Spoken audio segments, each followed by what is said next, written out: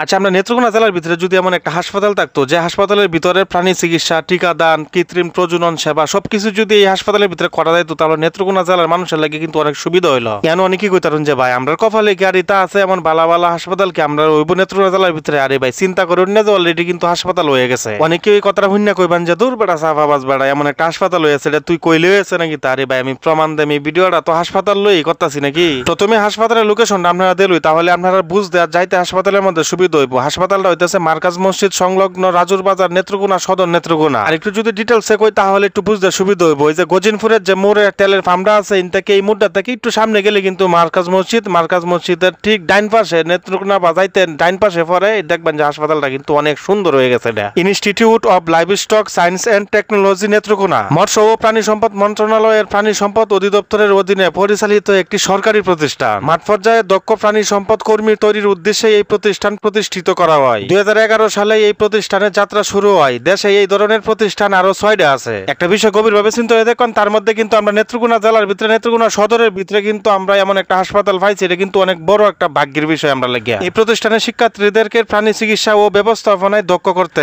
এবং নেত্রকোনায় প্রাণী সম্পদ সেবা সম্প্রসারণের লক্ষ্যে এখানে রয়েছে একটি উন্নত মানসম্পন্ন হাসপাতাল। এই ভেটেরিনারি হাসপাতালটা হইছে, আপনারা যারা আগে থেকে জানতেন আপনারা তো খুশি হয়েছেন, আর যারা ওইগুলো জানতেন না আমার এই ভিডিও দেখে আপনারা ওইগুলোকে নতুন করে জানতেছেন আপনারা অনেক খুশি হয়েছেন। আর এই খুশিতে ভিডিওটা একটু শেয়ার করুন যে বেশি বেশি। যে হাসপাতালের মধ্যে আপনারা কি ধরনের সেবা পাইবেন, যেমন প্রাণী চিকিৎসা, টিকাদান ও কৃত্রিম প্রজনন সেবা। সত্যি কথা কইতে এই হসপিটাল সম্পর্কে কিন্তু আমি নিজে অবগত আসলাম না। এই যে ফাহিম ভাইরা দেখতেছেন, ফাহিম ভাই কিন্তু সুন্দর করে সবকিছু আমার গোছায় গাছায় বুঝায় ওইগুলোকে সুন্দর করে এই ডিটেলস কইলো। শুধুমাত্র তাই না, এই ভিডিওটা করার লাগে রিকোয়েস্ট কিন্তু ফাহিম ভাই করছে, এমন কি উনি অবগত করছে যাতে নেত্রকোনাবাসী সবাই লোকে উপকৃত হয়। ভিডিওটা দেখে জানতার এই হসপিটালটা হইছে। ব্যক্তিগত ভাইয়ের কথা যদি আমি প্রশংসা করি তাহলে প্রশংসা করতে আমি বাধ্য, কারণ ফাহিম ভাইয়ের ব্যবহার আচার আচরণ কিন্তু অনেক সুন্দর, দুর্দান্ত। সবচেয়ে বেশি ভালো লাগছে ওনার নম্রতা, ভদ্রতা, এমনকি মানুষের প্রতি ওনার যে একটা টান, পশু পাখির প্রতি যে ওনার একটা সেবা দানের যে একটা আগ্রহ, এটা কিন্তু দুর্দান্ত। ফাহিম ভাইয়ের সাথে আরো যে কয়েকজন বাইরে দেখতেছেন তারাও কিন্তু যথেষ্ট ভালো মানুষ, কারণ আসলে এর যে স্টুডেন্টরা আছে সবার প্রতি আমার হইল গিয়ে অন্যরকম একটা সম্মান শ্রদ্ধা থাকলো। আরেকজনটা খেয়াল করে দেখছেন মহব্বতে নাইম ভাইও, হ্যাঁ কিন্তু এর সাথে আছে, কারণ আমি ভিডিও শুট করলে কিন্তু হ্যাঁ হেল্প করবো, এটা কিন্তু স্বাভাবিক। কেন হয়তো অনেকের একটা প্রশ্ন থাকতে পারে, ভাই এই হাসপাতালে সেবা প্রদানের সময় শিডিউলটা যদি কই দিতেন তাহলে ভালো হইতো।